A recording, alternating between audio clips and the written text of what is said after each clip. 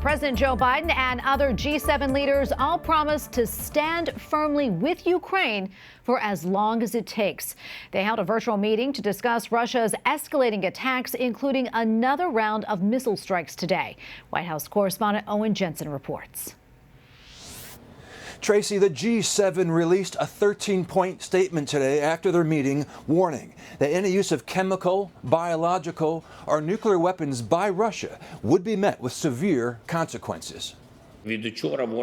Speaking virtually to the leaders of the Group of 7 industrial powers, including President Joe Biden, Ukrainian President Volodymyr Zelenskyy urges the West to impose even tougher sanctions on Russia. This as Russian President Vladimir Putin continues waging war on Ukraine, striking with a fresh barrage of missiles and armed drones. Bombardment came a day after attacks across the country killed at least 19 people. The G7 leaders in their statement today saying, "We condemn these attacks in the strongest possible terms and recall that indiscriminate attacks on innocent civilian populations constitute a war crime. We will hold President Putin and those responsible to account." As for fears over a nuclear war breaking out, we still have seen no indication that Mr. Putin has decided to use weapons of mass destruction or nuclear weapons at all at any level.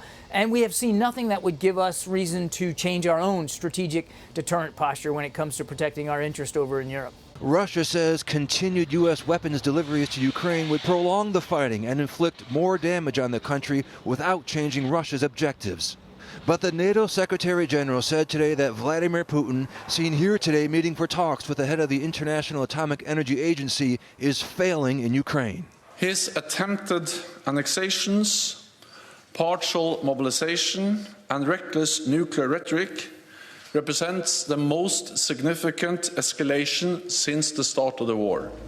The G7 also said in its statement today it will keep providing Ukraine the support it needs, including financial, humanitarian, military, diplomatic, and legal, adding, quote, "No country wants peace more than Ukraine." At the White House, Owen Jensen, EWTN News Nightly.